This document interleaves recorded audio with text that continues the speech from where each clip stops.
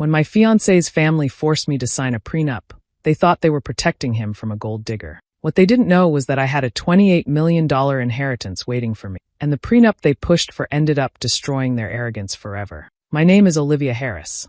I'm 27 years old, and I grew up in a regular, working-class family. My parents taught me to work hard, to value honesty, and to never look down on anyone. I've never been rich, but I've never been ashamed of where I came from either. I met Daniel Walker when I was 25. He was 2 years older than me, tall, well-dressed, and had the kind of smile that made everyone in the room pay attention. He worked in finance, came from a comfortable family, and seemed like the kind of man who knew exactly what he wanted in life. For a while, I thought I had gotten lucky. He treated me well, we had fun together, and I could picture a future with him. But from the start, I knew his parents didn't like me. Richard and Barbara Walker were the type of people who measured worth in money and status. They were polite to my face, but it was the kind of politeness that made you feel small, like you didn't belong. Barbara especially had this way of smiling that wasn't really a smile at all. She would ask me questions that sounded normal, but carried a hidden insult. Things like, "What does your family do again?" Or, "You must find all of this overwhelming, don't you?" Daniel brushed it off whenever I brought it up. He'd say, "That's just how my mom is." Or, "Don't take it personally, they'll warm up to you." I wanted to believe him, so I let it go. When Daniel proposed to me, I said yes without hesitation. I was in love, and despite his parents, I believed we could build a good life together. But the moment our engagement became official, his family's true colors showed even more. Barbara sat me down one afternoon, her voice sugar-sweet, but her eyes sharp as glass. "You know, Olivia," she said, "Daniel has worked very hard for everything he has. It's only fair that we protect him from risks. We'd like you to sign a prenuptial agreement. It's just business, nothing personal." I remember sitting there, my stomach twisting. A prenup? I wasn't marrying Daniel for money. I didn't care about what he owned. The request felt like an insult, like they saw me as nothing more than a woman chasing their son's bank account. When I told Daniel how I felt, I expected him to stand up for me. Instead, he sighed and said, "Liv, it's just paperwork. My parents won't drop it, and it's easier to keep the peace. It doesn't mean I don't trust you." But it did mean that, at least to me. I felt cornered, as if my love had to be proven through a signature. Still, I told myself that love required sacrifice, and maybe this was mine. So I agreed. I signed their papers, swallowed my pride, and told myself it didn't matter. But deep down, something in me shifted that day. When the subject of the prenup first came up, I didn't take it well. I thought marriage was supposed to be about trust and building a life together, not signing contracts like we were entering a business deal. I told Daniel I didn't feel comfortable with it. I told him it made me feel like I wasn't good enough, like I was being judged before we even had a chance to start our life together. He listened for a moment, then shook his head with that calm, rehearsed tone he always used when he wanted me to stop arguing. "Olivia, you're making this bigger than it is. My parents just want to be cautious. It's not personal." But how could it not be personal? His parents didn't know me well enough to mistrust me, yet they had already decided I wasn't worthy. I could feel it every time Barbara opened her mouth. She'd lean in close with her perfect posture, smiling like a queen speaking to one of her subjects. "It's just common sense to make sure Daniel's future isn't tied down," she told me once. She said it like she was doing me a favor, like I should nod along and thank her for her wisdom. Richard wasn't any better. He didn't insult me directly. He just treated me as if I weren't there. Whenever we sat down for dinner or a family gathering, he would talk business with Daniel or ask Barbara about her social events. He never asked me a single question. If I tried to join in, he'd glance past me and change the subject, as though my words carried no weight. I wanted to believe Daniel would see how unfair this was, but whenever I told him how small they made me feel, he brushed it aside. "Liv, you're overreacting. That's just how my parents are. Don't take it to heart."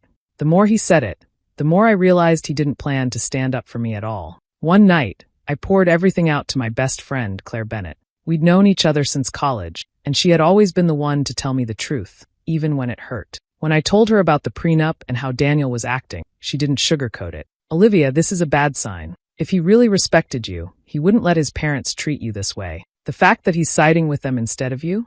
That's not love. That's control." Her words stung because they rang true.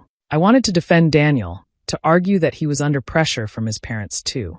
But deep down, I couldn't shake the feeling that she was right. Still, I wasn't ready to let go of the life I thought I was building. I convinced myself that marriage meant compromise, and maybe this was one of those battles I had to surrender for the bigger picture. When the papers were finally put in front of me, my hands trembled. I hesitated, my eyes scanning the lines I barely understood. It wasn't just about money, it was about what it represented. Signing meant agreeing that I wasn't to be trusted, that I was marrying Daniel for the wrong reasons. My pride screamed at me to walk away. My heart begged me to stay. Daniel's voice was soft beside me. Come on, Liv. It's just a formality. You know I love you. Don't let this get in the way of us.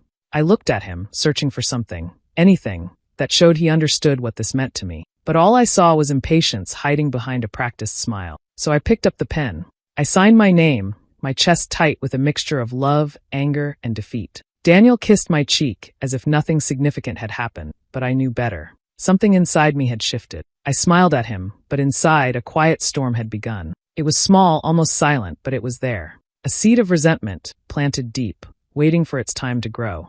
From the moment we started planning the wedding, it no longer felt like mine. Barbara swooped in with a binder full of ideas and contacts, talking over me as if I wasn't even in the room. Every time I tried to suggest something, she would nod politely and then find a way to undo it later. I had chosen soft blush roses for the centerpieces, but when I walked into the florist meeting, Barbara had already switched them out for lilies, saying they were more refined. She even called the decorator without telling me, changing the color scheme I had spent weeks deciding on. I wanted to scream, but Daniel told me to let it go. She just wants the best for us, he said, his arm around me like he was comforting me. Besides, she's paying for most of it. Don't stress over the little stuff. To me, it wasn't little. It was my wedding.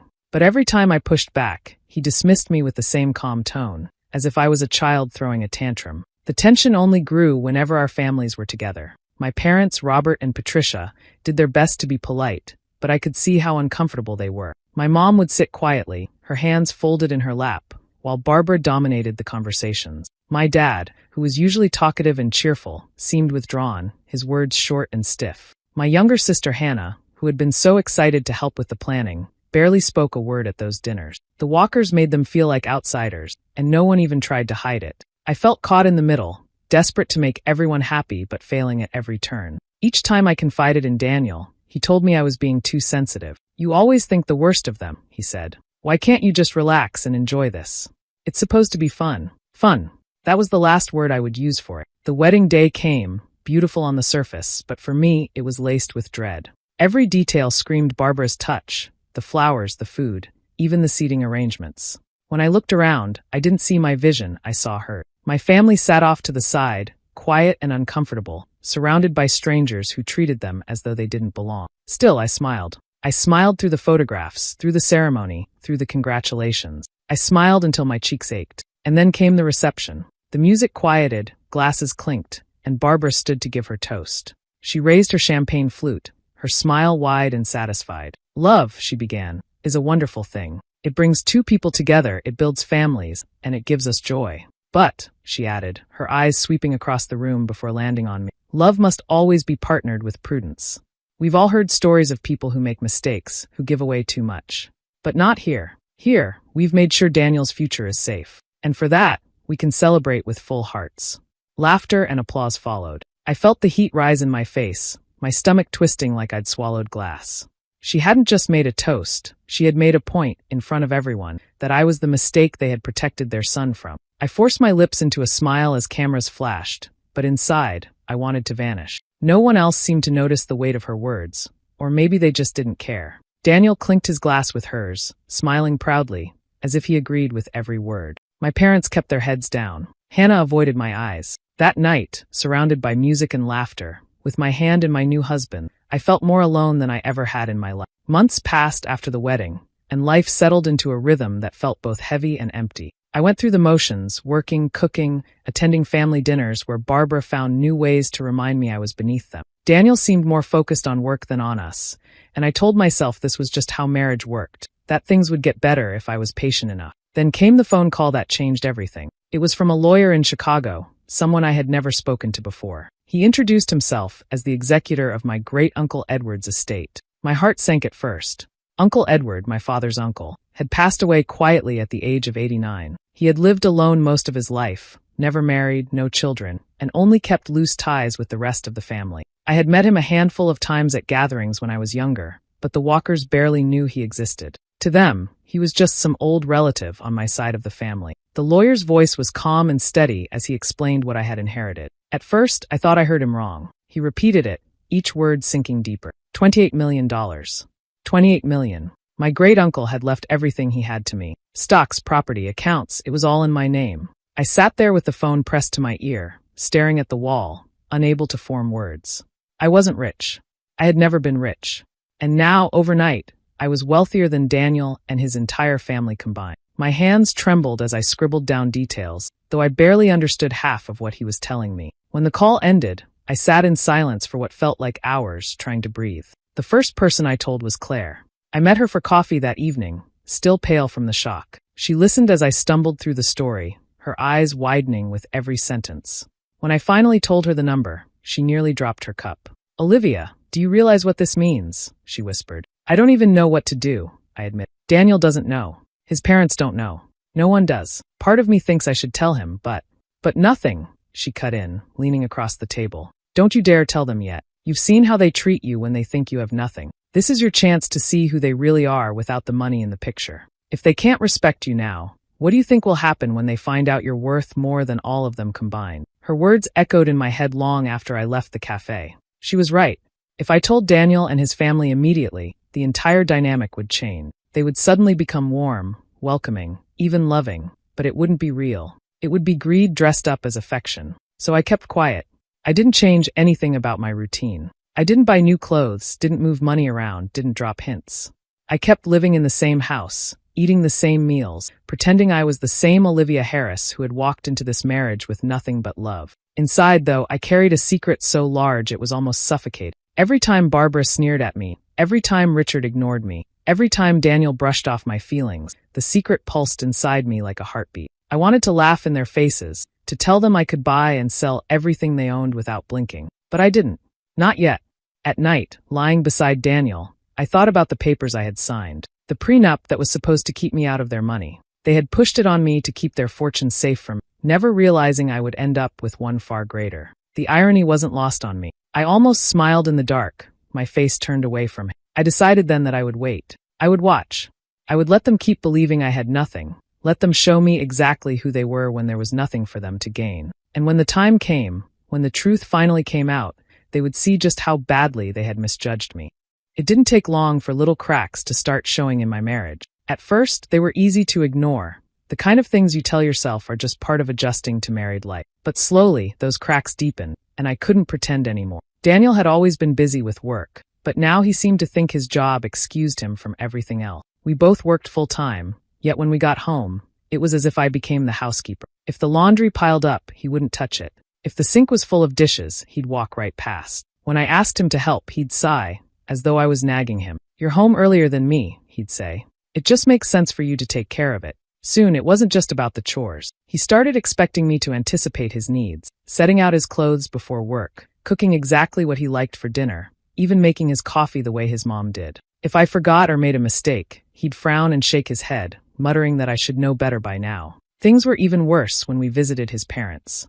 Barbara and Richard no longer treated me like a guest in their home. Instead, they treated me like hired help. Barbara would call me into the kitchen and hand me stacks of plates to carry out. Richard would ask me to refill drinks for their friends, as if I were a waitress. Meanwhile, Daniel would sit comfortably at the table, laughing with his parents, never once stepping in to help me. One Sunday, Barbara handed me a rag and pointed to the wine glasses, saying, "Be a dear and polish these before dessert." I looked at her, then at Daniel, waiting for him to say something. He didn't even glance my way. I did it, because causing a scene would have only made things worse, but inside, something shifted. I realized then that to them, I wasn't a wife. I was staff. Daniel's attitude at home only made it worse. He began throwing out little comments that cut deeper than he realized, or maybe he did realize and just didn't care. If I disagreed with him, he'd smirk and say, "You're lucky I married you at all." Most men in my position wouldn't. If I complained about his parents, he'd snap, "You should be grateful they even let you into this family." The words stayed with me, replaying in my head long after he had moved on. Each time, I felt myself pulling further away from him. I stopped reaching for his hand when we walked together. I stopped trying to share my thoughts or feelings, because I knew he wouldn't listen. I went silent, keeping my secrets close. In private, though, my mind was far from silent. While I nodded along to his dismissive words, I was planning. Every insult, every chore, every moment of being treated like less, it all stacked inside me, building into something sharp and unshakable. I didn't argue anymore. I didn't try to change his mind. I smiled when he expected me to, did the work they pushed onto me, and kept my voice even. But behind the mask, I was detaching piece by piece. My love for him was fading, replaced by a cold kind of clarity. Daniel thought he had control. His parents thought they had me figured out. None of them saw the truth. I was no longer the quiet, eager-to-please wife they believed I was. I was waiting, watching, preparing for the moment when I wouldn't have to pretend anymore. It happened on a quiet evening at the Walker's house. Daniel had stepped into the study with his mother, while I was helping clear the table after dinner. I wasn't trying to eavesdrop, but as I carried a tray of glasses down the hallway, I heard Barbara's sharp voice through the half-closed door. "She's not one of us," Barbara said, her words cutting through the air like glass. "At least the prenup keeps her from ever touching the family's money." I froze. My chest tightened, and I held my breath, waiting for Daniel to correct her, to say something, anything, to defend me. But he didn't.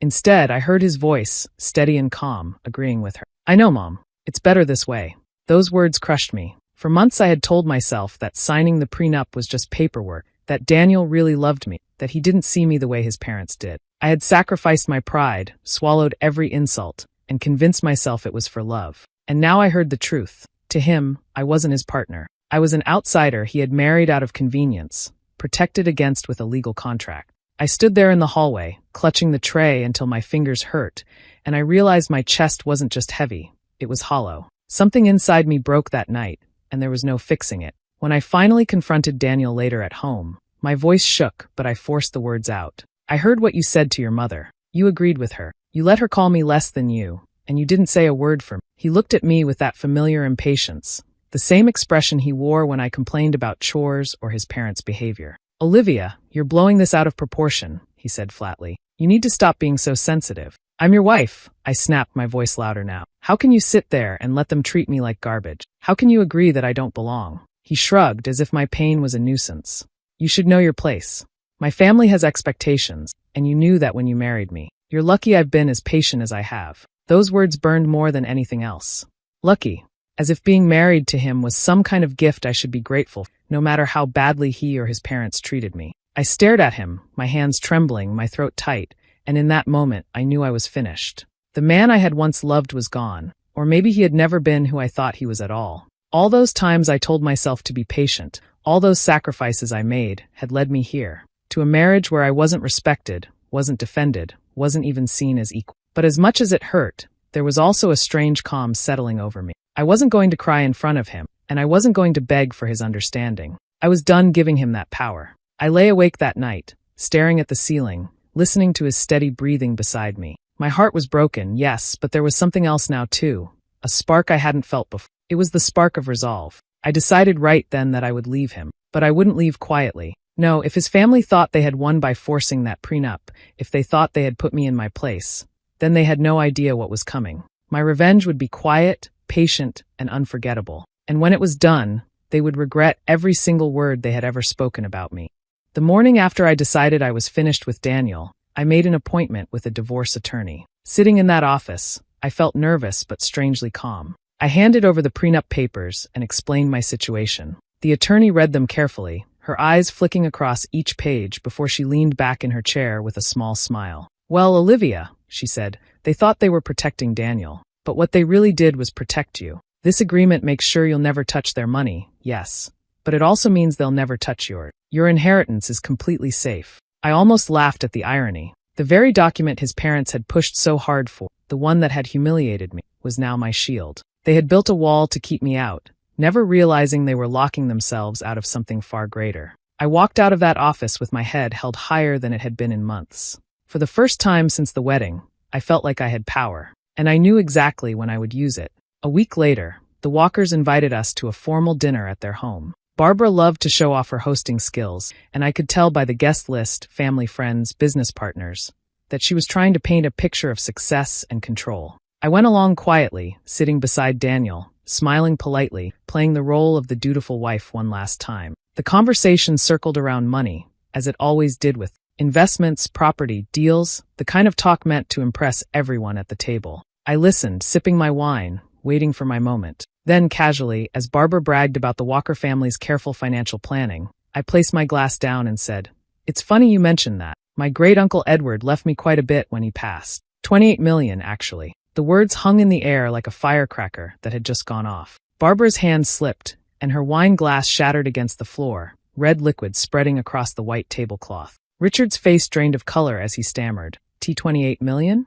Daniel sat frozen beside me, his mouth slightly open, his fork still in his hand. I leaned back in my chair, letting the silence work its way around the room before I smiled sweetly. "But don't worry," I added, my voice calm but sharp enough to cut. "Thanks to the prenup you all insisted on, not a single dollar of my money will ever belong to Daniel." The shift in the room was instant. Barbara forced out a laugh, her voice shaky. "Oh, Olivia, that's wonderful news. We're just so happy for you, dear." Richard chimed in with a stiff smile. "Yes, incredible. Truly incredible. We had no idea Edward was that well off." Even Daniel finally found his voice, stuttering. Why didn't you tell me sooner?" Their sudden kindness was almost comical. The same people who had treated me like nothing, who had talked about me behind my back, were now tripping over themselves to look supportive. Their words dripped with sweetness, but I could see the panic behind their eyes. They knew exactly what this meant. All their arrogance, all their control, had just backfired. I sat there enjoying every second of it. For once, I didn't feel small or out of place.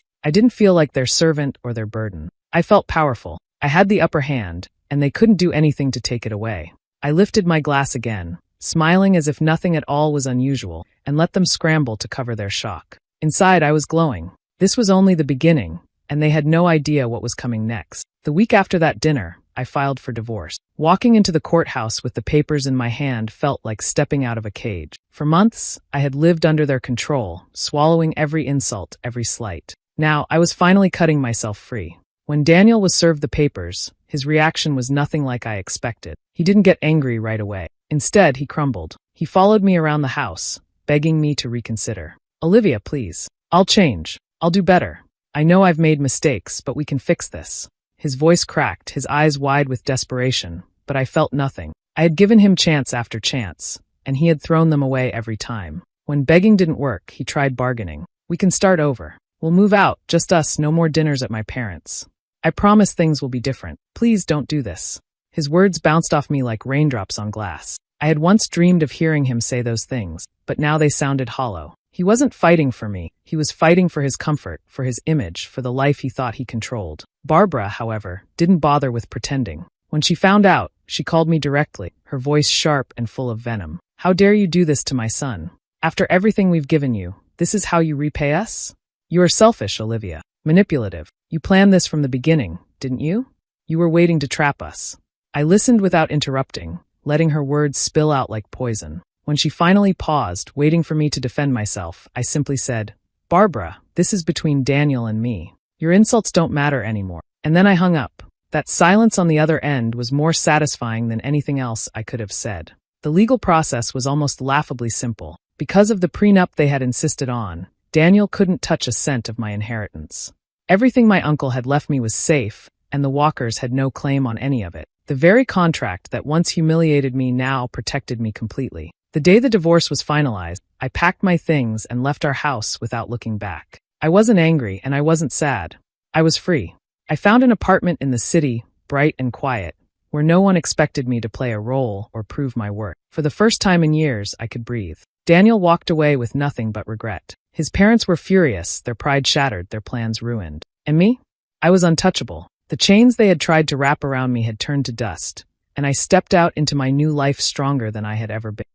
It didn't take long for the story to spread. People in the Walkers' circle loved to gossip, and soon everyone knew what had happened. The family that once bragged about their wealth and power was now the butt of every whispered conversation. At dinner parties and business gatherings, people laughed quietly about how Richard and Barbara had forced a prenup only to watch their son lose his marriage and any chance of touching my inheritance. Their arrogance had turned into their humiliation. Daniel didn't handle it well. Without me in the picture, he moved back into his parents' house. He was no longer the charming fiancé everyone admired, but a man scrambling to get by, depending on his parents just to keep afloat. The same man who once told me I was lucky to have him now lived off the very people who had treated me like dirt. Meanwhile, my life was finally my own. I bought a home I had always dreamed of, a warm, sunlit house with a garden where I could breathe freely, no cold glares, no judgment. I invited my parents to stay as often as they liked, and I made sure they would never worry about money again. My dad retired early. My mom finally had the time to do the things she loved,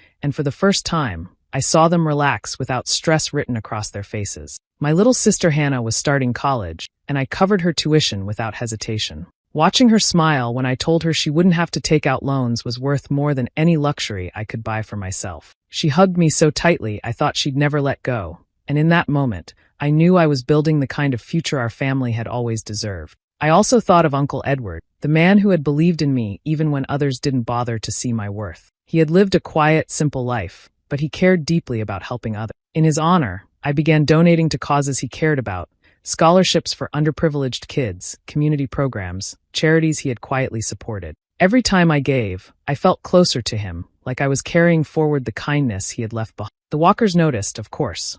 Their calls started coming after the gossip had turned against them. Barbara's voice, once dripping with disdain, was suddenly sweet as honey. "Olivia, dear, we'd love to see you. Let's catch up soon." Richard sent stiff, polite emails. Daniel even texted me late at night, messages filled with regret and empty promises. I never responded. They had made it clear who they thought I was when they believed I had nothing. Now that they knew the truth, they were desperate to rewrite history. But I didn't owe them a second chance. My silence was the sweetest revenge of all, and it spoke louder than anything I could ever say. Looking back, it still amazes me how everything turned out. The Walkers had built their lives on arrogance and pride, always believing they were smarter, richer, and better than everyone else. From the first moment I met them, I felt the weight of their judgment. They never truly cared about me as a person. They only cared about protecting what they thought was theirs. That was why they pushed so hard for the prenup, treating me like some kind of threat rather than their son's partner. For a while, I thought they had won. I thought signing that paper meant I had given away my dignity. I remember how small I felt at that wedding, listening to Barbara's smug toast, pretending to smile while humiliation burned inside me. What I didn't know then was that the very thing they believed would protect them would one day undo them completely. The prenup became their trap. They had written me out of their world, never realizing they were also writing themselves out of mine. When my uncle's inheritance came, everything shifted. I didn't even have to fight for justice. The document they forced on me did it for me. Their greed had built the walls, and those same walls kept them from ever touching a single dollar of what was mine. I used to think revenge meant yelling, fighting, proving myself to people who had wronged me. But as time passed, I realized the sweetest revenge was simpler. It was living free of them. It was building a life where I didn't need their approval, their name, or their money. Every time they tried to reach out, desperate to mend what they had broken, my silence reminded them of what they lost. And I know it eats at them every single day. The truth is, I didn't just keep my inheritance safe. I reclaimed myself. I found peace in giving my family comfort, in helping others, in surrounding myself with people who valued me for who I was. Meanwhile, Daniel and his parents are stuck in the prison of their own making, bitter, embarrassed, and left with nothing but their pride. I sometimes wonder if they regret how they treated me. Maybe they do. Maybe they don't. It doesn't matter anymore. What matters is that I walked away stronger than I ever thought I could be. They wanted to keep me from their fortune. Instead, they locked themselves out of mine. $28 million later, I walked away free, and I've never looked back. What do you think about how Olivia handled everything? Was she right to cut ties and build a new life on her own? Or do you think she should have tried to work things out with Daniel and his parents? Share your thoughts below. I'd love to see different opinions. And if you'd like to hear more stories like this one, make sure you subscribe and turn on the notifications so you can catch the next story as soon as it's posted.